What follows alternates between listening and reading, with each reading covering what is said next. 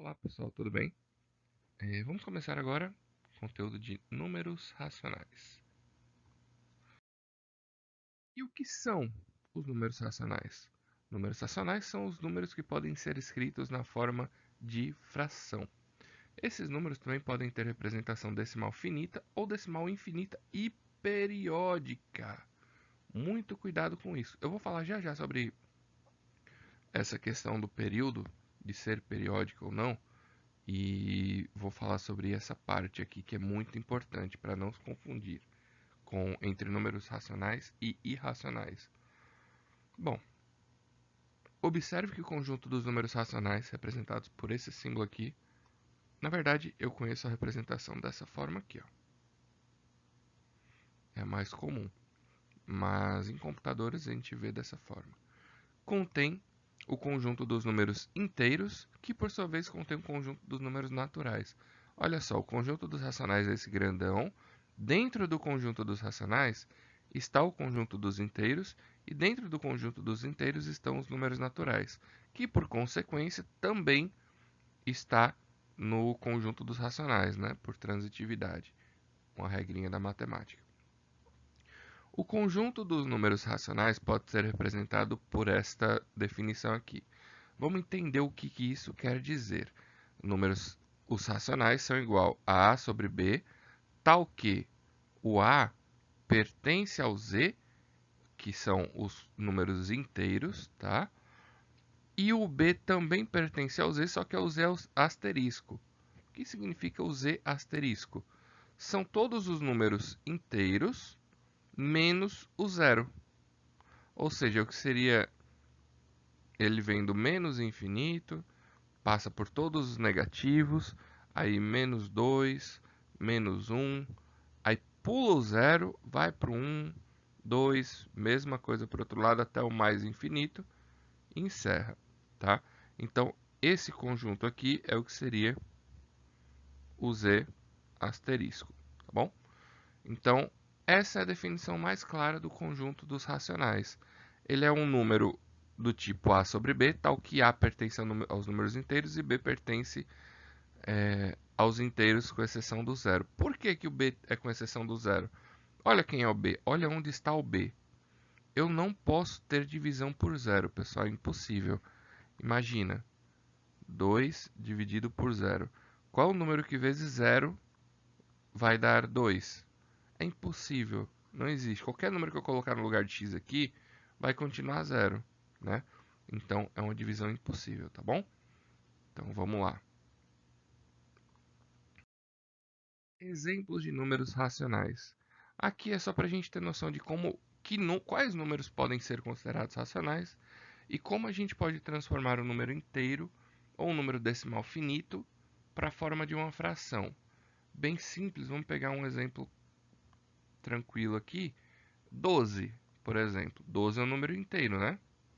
É um número que pertence ao conjunto dos inteiros, ok? Mas como é que eu posso transformar esse número para uma forma de fração? Porque além de pertencer aos números inteiros, ele também pertence aos racionais, tá? Mas como é que eu posso mostrar que ele pertence aos racionais? Ou seja, como é que eu posso escrevê-lo na forma A sobre B com B diferente de zero? Diferente, errei a simbologia. Com B diferente de zero, como é que eu posso fazer isso? Pessoal, toda fração é uma divisão, tá? Fração é uma divisão. Lembrem-se disso. É uma razão que é uma divisão, tá? Toda fração é uma divisão. Então, qual é a divisão ou quais são as divisões que resultam em 12, por exemplo? 24 sobre 2, não é? 24 dividido por 2 é 12. Ou 36 dividido por 3. Ou ainda, o próprio 12, né? Porque o 12 é 12 sobre 1 e 12 dividido por 1 é 12. Vocês conseguem entender como é que um número inteiro pode ser representado na forma de uma fração? É dessa forma, tá? Outro exemplo é 0,12. Usar o 12 de novo. Esse número aqui pode ser escrito na forma de fração? Como seria? Observe bem. Quantas casas decimais eu tenho aqui? 2 casas decimais. O que são as casas decimais? São os números que estão após a vírgula, né? Então eu tenho 2 casas decimais, tá? 2 casas decimais. Se eu tenho 2 casas decimais, olha o que eu vou fazer. Cancelo as casas decimais e aqui embaixo eu vou colocar 2 zeros na frente do 1. Por que 2 zeros? Porque eu tenho 2 casas decimais. Se você pegar esse número e dividir na sua calculadora, vai dar exatamente 0,12. Outro exemplo, 0,798. Como é que isso vai ficar? Quantas casas decimais eu tenho aqui? 3 casas decimais, né? Então, vou cancelar as casas decimais, cancelar as casas decimais e colocar quantos zeros aqui embaixo? 1, 2, 3 zeros. Então, viram que esse número aqui pode ser escrito na forma de fração? Então, a lógica é mais ou menos essa. Assim como qualquer número inteiro, tá? Vou pegar uns exemplos, mais um exemplo aqui. 50, por exemplo. Menos 50, vai. Menos 50 pode ser escrito na forma menos 100 sobre 2, não é? Menos 50 é uma divisão de menos 100 sobre 2. Então, qualquer número inteiro, seja ele positivo ou negativo, vai poder ser escrito na forma de fração, tá bom?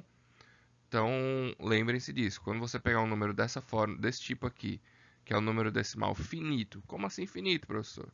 Que ele acaba, ele não continua aqui, ó. Então, isso é um número decimal finito. Então, sempre que você pegar um número decimal finito ou um número inteiro, positivo ou negativo, você poderá transformar ele em uma fração. Tá ok? Vamos lá. Dízimas periódicas. O foco da nossa aula hoje é este assunto. Dízimas periódicas são números infinitos e periódicos. Infinitos, pois eles não possuem fim, e periódicos, pois certas partes deles se repetem, isso é, possuem um período.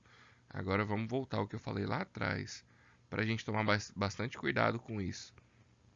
Eu posso pegar o número π, por exemplo, que é 3,14, né? O 3,14 não tem fim aqui, ele continua infinitamente e ele não tem um período. O que é um período? Deixa eu pegar um número periódico para vocês terem uma noção. 0,14. Vou usar o próprio 14 aqui.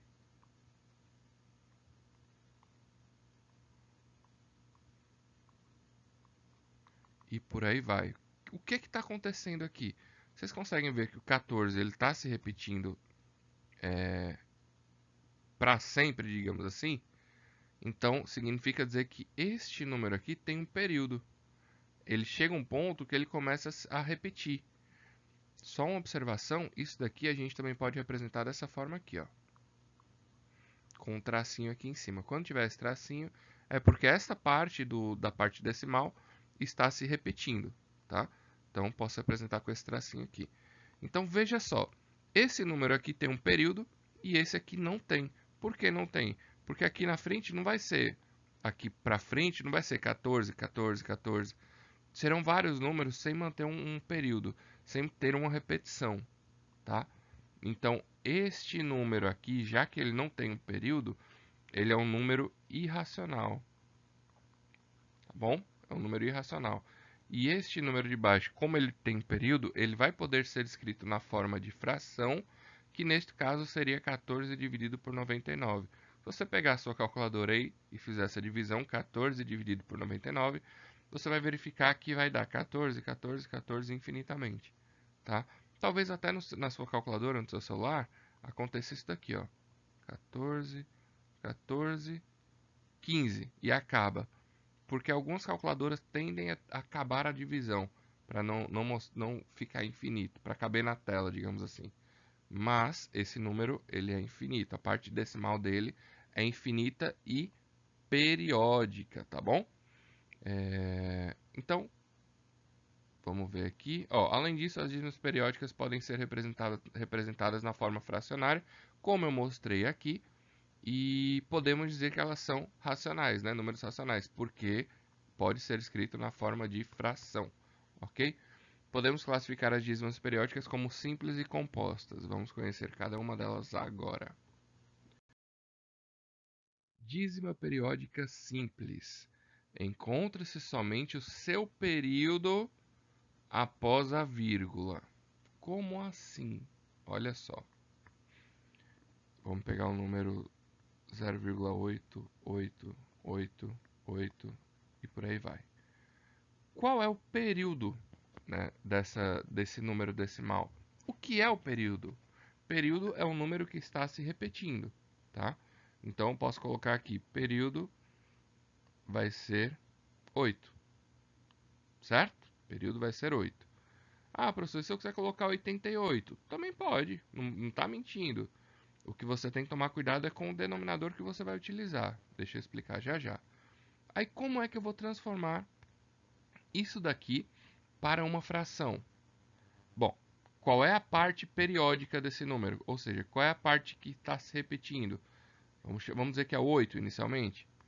Então eu vou colocar aqui, ó, o 8, a parte periódica, vou colocar aqui dessa forma. Parte periódica vai ficar no numerador. Embaixo vai ser o 9 x vezes, digamos assim. O que seria esse x? A quantidade de números que eu tenho no período, certo? Nesse caso eu tenho quantos números no período? Um número. Então, aqui embaixo eu vou ter um 9. Se você tiver uma calculadora aí e quiser testar, você pode dividir 8 por 9, que vai dar exatamente essa situação. Ah, professor, mas o senhor falou que podia colocar 88. Pode. Como é que vai ficar? 88, né? Como eu falei aqui, a parte periódica fica em cima. Então, vai ficar 88 sobre quem? Sobre 9? Não, por quê? Porque agora a parte periódica tem quantos números aqui? Tem 2. Então, vão ficar 2 noves, né? Mesma coisa, se você dividir esse número 88 por 99, você vai chegar neste resultado, tá? Posso continuar também, 888. Quantos números eu tenho na parte periódica agora, no período? 3. Então, vou ter 3 noves aqui, ok? Então, vamos lá. Acredito que tenha dado para entender mais ou menos como é que funciona. Vou pegar mais um exemplo aqui de dízima periódica simples. 0,123. Olhe como eu estou representando agora. Coloquei o tracinho em cima. Ah, professor, mas e se tiver repetindo o número em si? 1, 2, 3, 1, 2, 3, 1, 2, 3. Também é uma dízima? É uma dízima, tá bom? Mas eu vou representar só para vocês se habituarem também a essa simbologia aqui. Então, qual é a parte periódica dessa dízima? É o 123. Lembrando que a parte periódica é o número que está se repetindo, né? E quantos números eu tenho na parte periódica? Eu tenho 3 números. Então, como é que vai ser na forma de fração? 123 dividido por 9, 9, 9. Por que 999? Porque eu tenho 3 números. Se eu tivesse 2 números, seria só 99. Se eu tivesse um número, seria só 9. Mas como a parte que está se repetindo tem 3 algarismos, né, após a vírgula tem 3 algarismos, então eu vou ter 3 noves. Tá bom? Então vamos dar continuidade e vamos ver agora a dízima periódica composta. Bom, pessoal, dízima periódica composta. O que é que vai diferenciar da dízima periódica simples? O que é uma dízima periódica composta? É quando há um ou mais algarismos após a vírgula que não fazem parte do período. Como assim? Vamos pegar um exemplozinho fácil aqui. 0,214, de modo que o 14 é o período. Ou seja, isso daqui é a mesma coisa que 14, 14, 14, infinitamente, tá? 14 vai ficar se repetindo. Mas eu vou colocar dessa outra forma para ficar mais prático, com esse tracinho aqui. Bom, primeira coisa é se observar. qual é a parte periódica desse número? 14. Qual é a parte não periódica? É o 2, né, pessoal? Porque o 2 ele não vai se repetir. Ele apareceu aqui de gaiato e ficou aí. Né? Ele não vai ficar se repetindo, ele só está aí para atrapalhar a gente mesmo. Então, vamos mostrar para ele que ele não atrapalha. Então, ele faz parte da parte não periódica, tá? E o 14 da parte periódica. Vamos lá. Se fosse só 0,14, isso daqui seria bem fácil, né? Seria 14 sobre 99. Claro que sendo um período aqui. 14 sobre 99. Acabou. Porém, como tem esse 2 aqui, a gente vai fazer diferente. No numerador agora, vai ficar dessa forma aqui, ó.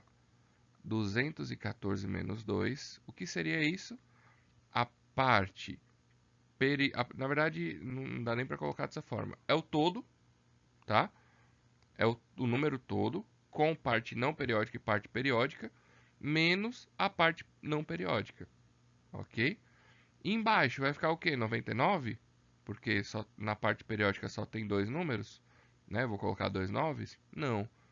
O 99 vai estar presente sim, só que agora eu tenho esse 2 aqui como parte não periódica. E quem é que vai representar o 2? Vou colocar 0, tá?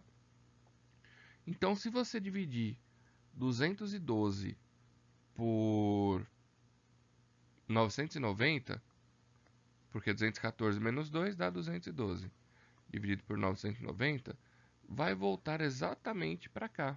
Tá? Vai dar 0,2, 14, 14, 14, 14 por aí vai. Entenderam? Então, é só isso. A gente tem que tomar cuidado com a parte periódica, a parte não periódica e esse trechinho aqui, ó, e colocar o zero. Essas são as observações. Vamos fazer outro exemplo aqui para poder fixar esse assunto e a gente encerrar por hoje.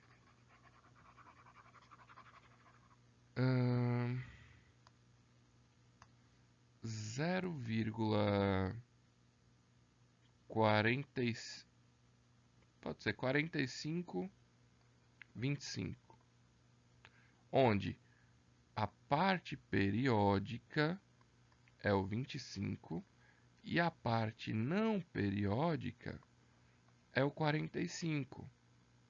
Como é que a gente vai fazer? Primeiro, no numerador, é o número todo. Deixa eu colocar uma observaçãozinha aqui. Dois números, né?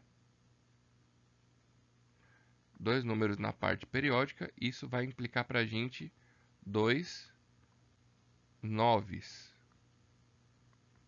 Ok? Na parte não periódica, dois números também. E isso vai implicar para a gente dois zeros, tá? Dois zeros. Então, isso no denominador, certo? Lembrando, no denominador. No denominador. Agora vamos transformar isso daqui em uma fração. Como é que a gente vai fazer? Primeiro, coloca o número todo, parte não periódica, junto com a parte periódica.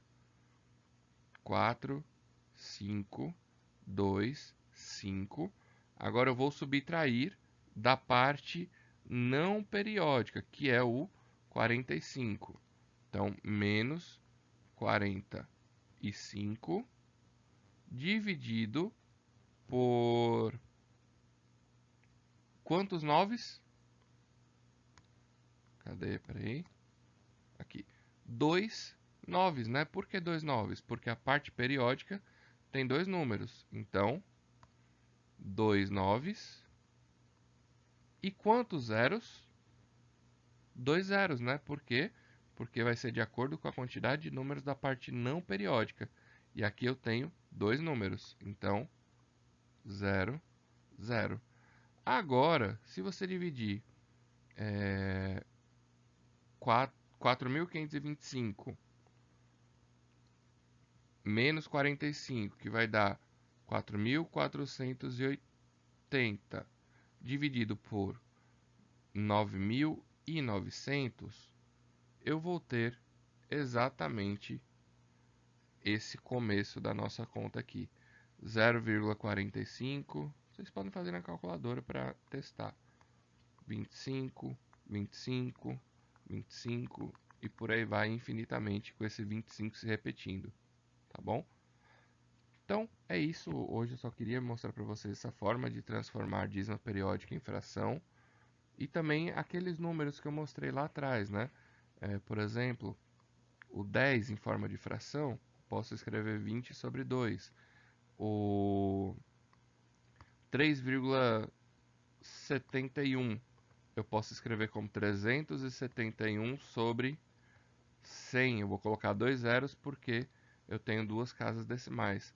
Ah, professor, não era para ser 99, não? Não, né? Porque para ser 99 aqui teria que ser um período, tá? E não seria nem dessa forma aqui, porque tem esse 3, seria de outra forma que iria calcular. No material eu mostrei como é que calcula quando tem um número diferente de zero aqui antes da vírgula. Mas enfim,